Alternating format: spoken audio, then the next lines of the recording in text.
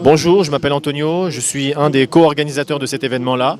On a fait cette manifestation parce que moi je suis un créateur de contenu chrétien et je voulais intégrer un maximum de personnes pour qu'ils puissent parler de ce qui se passe en France, les chrétiens persécutés et ce qui se passe à l'étranger aussi, tous les chrétiens qui sont tués uniquement parce qu'ils sont chrétiens.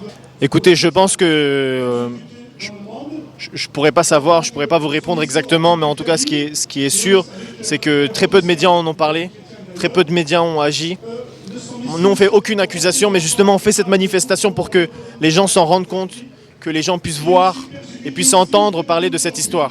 On a aussi, il y a 2 mois, il y a eu un prêtre catholique qui a été assassiné à Nancy, il me semble. Je ne sais plus trop exactement la zone, mais c'est horrible ce qui se passe. Aujourd'hui, on ressent en France que les chrétiens sont de plus en plus menacés, que les tensions sont exponentielles et le droit de croire et la liberté d'expression est en train de disparaître. Je pense que chaque individu doit se rendre compte que la liberté d'expression, c'est un droit dans le droit des hommes. Tout homme est libre de penser, libre de croire. Donc moi, j'invite tous les Français à se rendre compte qu'on ne peut pas laisser notre liberté s'en aller, que peu importe votre religion, nous en tant que chrétiens, on ne peut pas laisser que nos frères en Christ se fassent tuer sans raison. C'est plus possible, juste parce qu'ils croient en quelque chose. C'est juste, il faut s'en rendre compte et il faut agir. Nous ensemble chrétiens, mais ce jour-là, moi j'étais très attristé par la mort d'Achour et je voulais qu'on fasse quelque chose. Donc j'ai fait part de mon envie de manifester avec Constant et le jour même, nous avons décidé de lancer une démarche pour essayer de motiver un maximum de personnes à venir. Et là aujourd'hui, vous êtes tous devant nous, donc c'est magnifique. Ça suffit, ça suffit. Ça suffit, ça suffit. Ça suffit, ça suffit. Frères persécutés, mais Jésus nous dit d'aimer. Des églises vandalisées, mais Jésus nous dit d'aimer. Des églises vandalisées, mais Jésus nous dit d'aimer. Des fidèles emprisonnés, mais Jésus nous dit d'aimer. Des fidèles emprisonnés, mais Jésus nous dit d'aimer. Des innocents massacrés, mais Jésus nous dit d'aimer.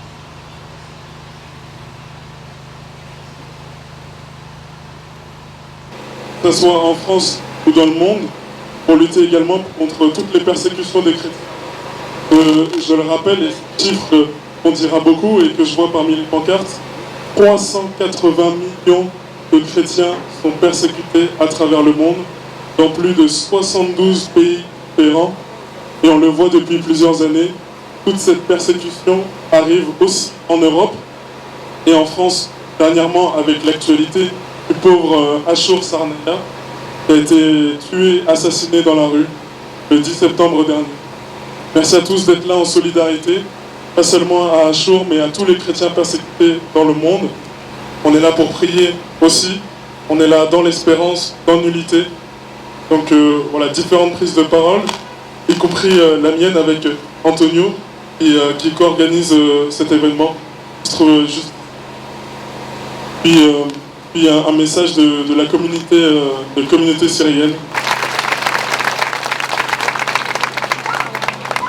Au nom de l'Union Triac d'Europe, nous vous adressons nos salutations avec amour et respect. Chers frères et sœurs, chers amis, nous sommes le peuple ancien de la Mésopotamie de Beth Nahari. Depuis des siècles, nous avons été mis à l'épreuve par l'oppression, la persécution et la douleur. Nous sommes les descendants des 2,5 millions chrétiens victimes du génocide perpétré en 1915 par l'Empire ottoman. Nous sommes un peuple que l'on a voulu déraciner, mais dont les racines plongent profondément dans la terre. Mais la persécution ne s'est pas arrêtée là. En Irak, en Syrie, en Turquie, en Iran, en Égypte, chaque jour a apporté des nouvelles souffrances, de nouveaux massacres, de nouvelles oppressions, et aujourd'hui encore, partout dans le monde, les chrétiens sont confrontés à la persécution. En ce jour, nous commémorons en particulier Achour Sarnaya, qui a perdu la vie le 10 septembre en raison de sa foi, ainsi que tous nos frères et sœurs persécutés dans le monde à cause de leurs croyances. Leur douleur est notre douleur, leur sang est le sceau de notre foi. Ashur Sanaya avait décidé de quitter l'Europe pour échapper à l'oppression et construire une vie plus sûre en France. Il espérait y trouver la paix et y vivre librement. Mais hélas, alors qu'il fuyait la menace de mort en Irak, il a été sauvagement assassiné en plein cœur de la France. Frères et sœurs, ce qui est douloureux, c'est que désormais nous ne sommes plus seulement tués en Orient, mais aussi au cœur même de l'Europe. Depuis des années, nous essayons d'expliquer cette réalité aux Européens. Mais malheureusement, ils ne nous ont pas compris. Aujourd'hui, nous voyons que dans chaque coin de l'Europe, les chrétiens sont massacrés dans leur propre pays. Et pourtant, ils ne se réveillent pas. Ils ne réalisent toujours pas à quel point leur avenir est en danger. Mais nous n'avons jamais cédé et ne nous céderons jamais, tout comme notre Seigneur Jésus-Christ n'a pas cédé sur sa croix. Nous non plus, nous ne céderons pas, nous n'abandonnerons ni notre foi, ni notre identité, ni notre liberté. Nous, enfants de la Mésopotamie de Beth Nahrin, portons le nom des Syriaques, Assyriens, Chaldéens, mais nous sommes un seul et même peuple. Nos racines sont communes, notre lutte est commune, et nous lutterons de toutes nos forces pour obtenir une reconnaissance identitaire dans notre patrie. Aujourd'hui, nous réclamons haut et fort, nous résisterons à l'oppression, nous serons la lumière face aux ténèbres, nous n'abandonnerons jamais notre foi ni notre peuple. Car nous sommes les enfants de la Mésopotamie, nous sommes chrétiens, nous suivons le chemin de Jésus-Christ. Vive notre foi et vive notre résistance. Amen.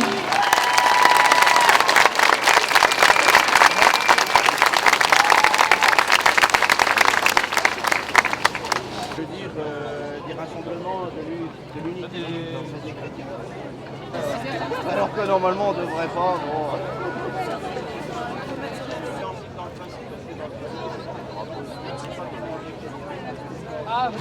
Ici même en France, des églises sont vandalisées et incendiées. Des chrétiens sont menacés et harcelés. Et derrière chaque chiffre, il y a un visage, une famille, une communauté blessée. Et pourtant, les députés du Parlement européen sont nombreux à en faire régulièrement la demande.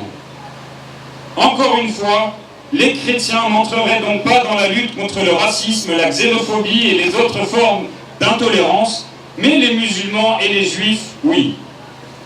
Heureusement, une organisation a eu le courage de dire la vérité. L'OSCE, l'Organisation pour la sécurité et la coopération en Europe, a reconnu officiellement la réalité de la haine antichrétienne. Elle a même récemment publié pour la première fois un guide pratique pour aider les États à protéger les chrétiens. Et dans quelques semaines à Varsovie, lors d'une grande conférence internationale de l'OSCE, je pourrai témoigner de ce que j'ai vu aujourd'hui. Oui, il y a encore des chrétiens qui se mobilisent. Aujourd'hui, notre message est clair. Nous demandons aux autorités françaises et européennes de reconnaître la haine antichrétienne en Europe et d'assurer une protection spécifique pour les chrétiens. Nous demandons à tous les chrétiens, protestants, évangéliques, catholiques, orthodoxes de signaler les crimes antichrétiens, qu'ils les subissent eux-mêmes ou qu'ils en soient témoins, qu'ils en parlent à leurs prêtres, à leurs pasteurs, à leurs évêques.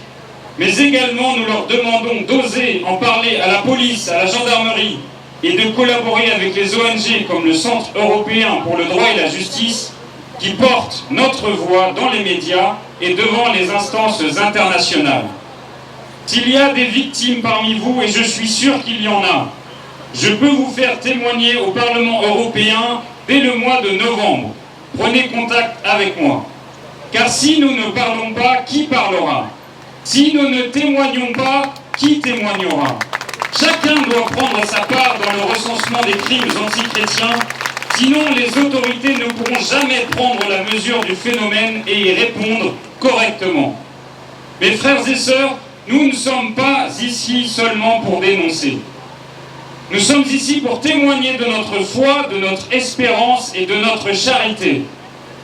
Aujourd'hui, à Paris, notre rassemblement se veut un triple signe. Un signe pour l'État et les institutions, à qui nous demandons d'agir. Un signe pour l'Église et les chrétiens que nous encourageons à rester fidèles aux promesses de la résurrection du Christ crucifié pour nous. Un signe pour le monde qui doit voir qu'il reste des chrétiens ici pour défendre les chrétiens persécutés là-bas. Frères et sœurs dans le Christ, ne nous laissons pas enfermer dans la peur ou le ressentiment. Car en lui était la vie, et la vie était la lumière des hommes. La lumière brille dans les ténèbres, et les ténèbres ne l'ont pas arrêtée. Unissons nos voix dans la prière et dans l'action. Je vous remercie.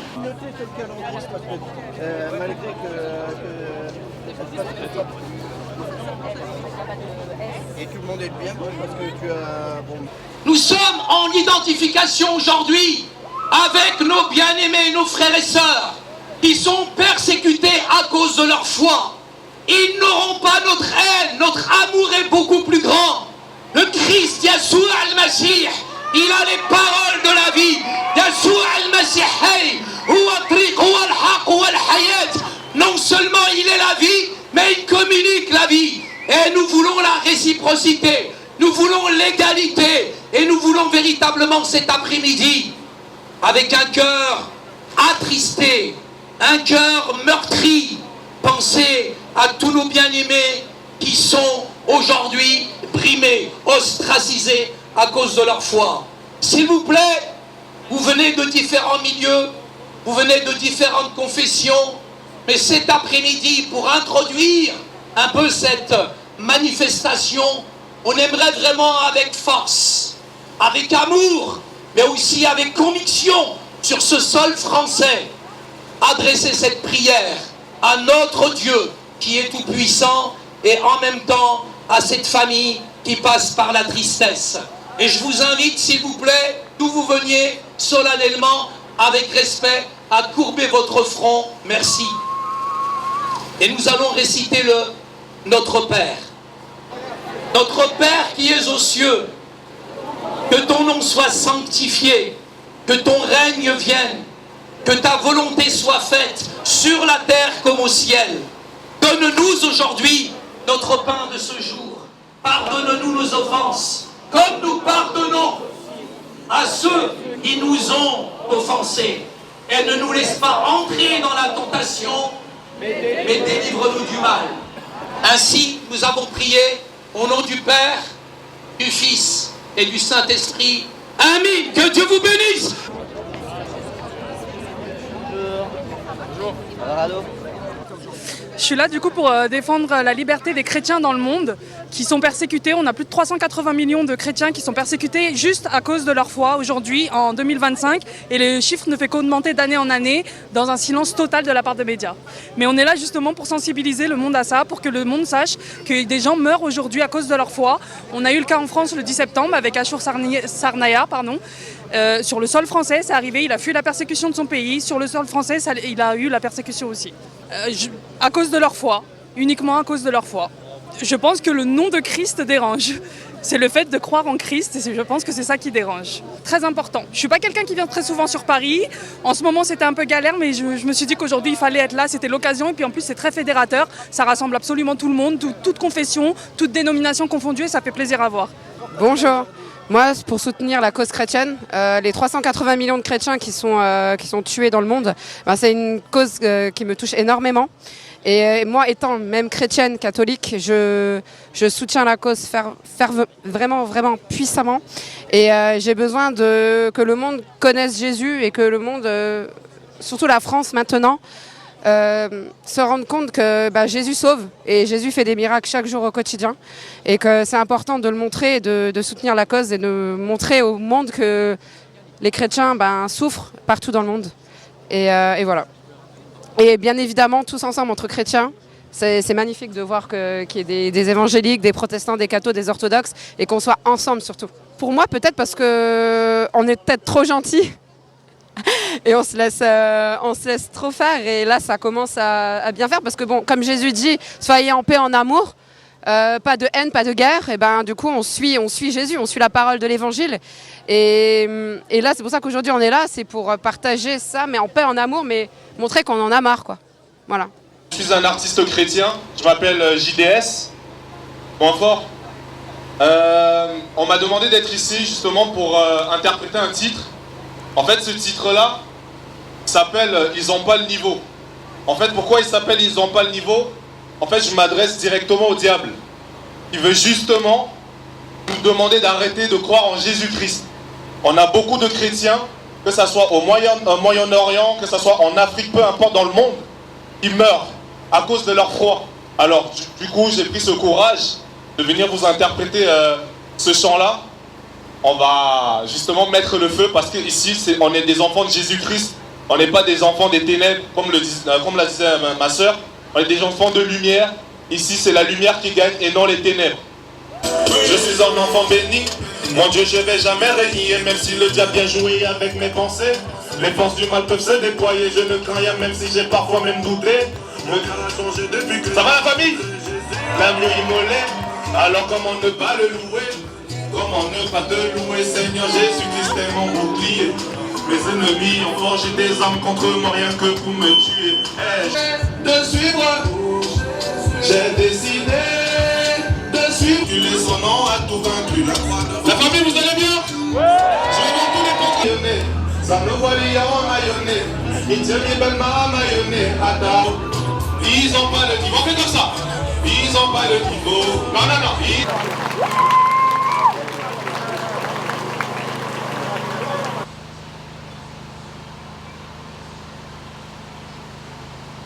Et pour vous dire l'histoire,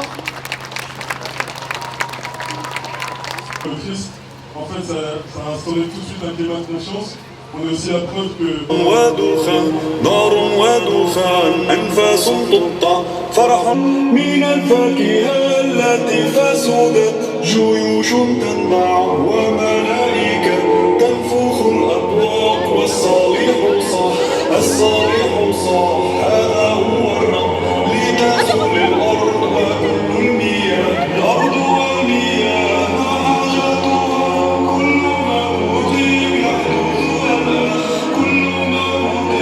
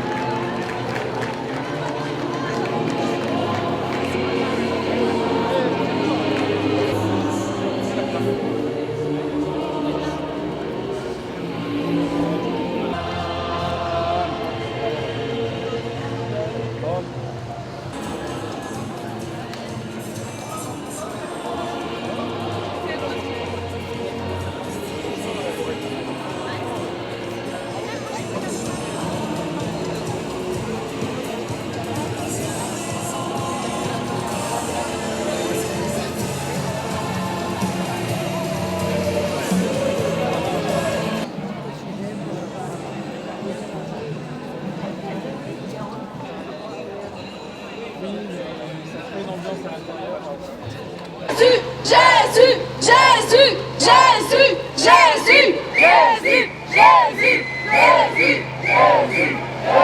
Tenez, Jésus nous dit d'aimer. Innocents massacrés, Jésus nous dit d'aimer. Des martyrs oubliés, Jésus nous dit d'aimer. Des chrétiens persécutés, Jésus nous dit d'aimer. Des églises vandalisées, Jésus nous dit d'aimer. Des fidèles emprisonnés, Jésus nous dit d'aimer. Des innocents massacrés, Jésus nous dit d'aimer.